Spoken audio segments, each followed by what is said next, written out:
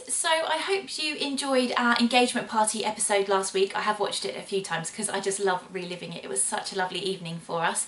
This week it's a bit of a stressful topic, but it's basically how I picked my bridal party, which I found really difficult, and I know from friends' experiences they found it quite hard as well. So just to kick it off, I feel like I should mention that my dad passed away when I was about 7 years old. So my brother will be giving me away. Now I'm going to show you the gift I got him to ask, because there's a reason why that you'll find out later. But this is the bear here, and then you press the hand here.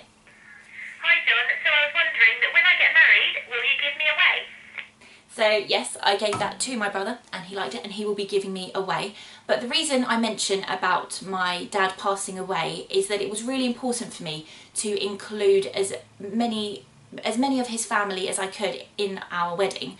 So I have, obviously, as you know, a big family, I've said before, and I've also got two close group of girlfriends, and there's 3 in each group. And well, the day we got engaged, I remember we had been celebrating for a few hours and it suddenly hit me and I went, oh, bridesmaids. So I said to Matt, I was like, have you picked who you're having for your groomsmen? And he said, yeah, I'm having da da da. I mean, he had an unfair advantage because he'd been planning this, but I got even more stressed thinking, oh, he knows what he's doing. And obviously I had a vague idea, but it hit me that I really had to make a decision, because if I was to have all the family and friends that I wanted, I would have had a total of 15 bridesmaids. I know that's including flower girls, but you've seen the size of the church we're having. It's not big enough to fit that. So I had a few days where I felt really stressed out. It was so hard, but I had chats with my mum, I had chats with Matt's mum, with Matt. We just sat down and basically I decided to have 10 bridesmaids, which some people still say is a lot, whereas other people say that they had 10 as well. So I think it differs for everyone, if I'm honest. But I decided to have one close friend from each group to try and make it fair. And then I have 3 cousins from my dad's side of the family and a cousin from my mum's side who lives in Australia. So I'm really excited that she's coming over for the wedding. And then I have 4 flower girls, and 2 of the flower girls are the maid of honour's children, but one of them is my goddaughter and the other is Matt's goddaughter. So that was really important to us. And the other 2 are Matt's cousins that we're really close to. So deep down, I know I've made the right decision, but I say it was hard. There was friends that I would have loved to have had, and I feel really guilty that I can't ask them, but it's like a lot of things with the wedding. When it comes down to it, you have to be realistic. So, but luckily I have good friends, they understand, they're really lovely about it.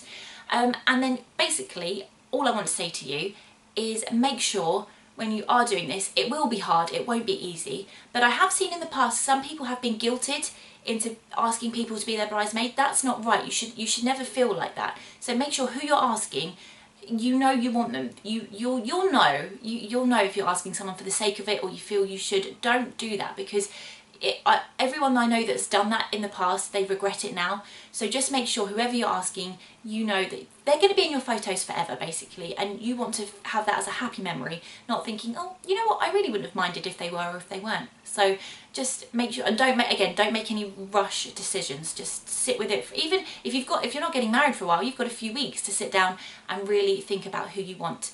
So I'm just going to tell you now how I asked our flower girls and my bridesmaids to be part of the wedding. So I wanted to do something personal. So for the flower girls, and we've actually got 2 little page boys which are adorable. They're only just turned 1, so they're very small.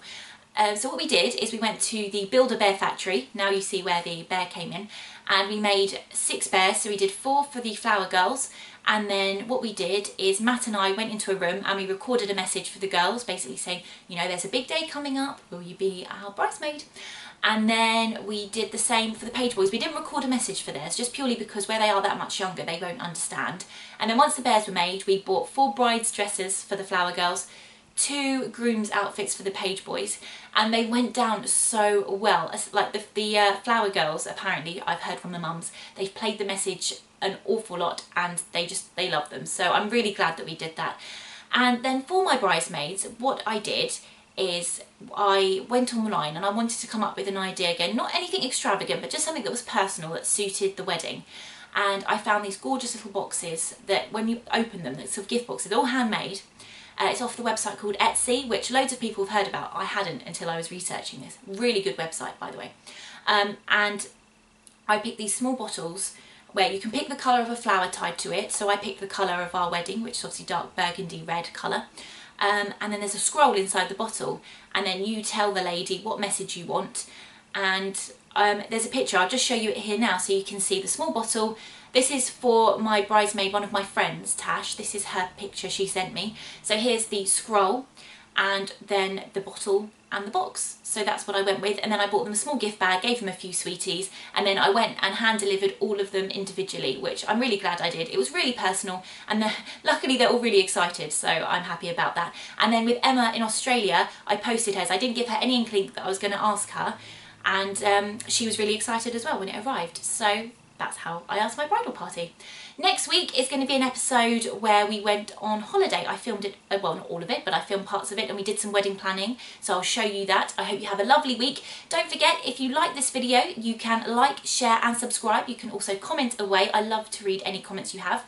Tweet me at Charlotte's Vlog, and you can find me on Facebook. So facebook.com/Charlotte's Vlog, and I'll see you next week.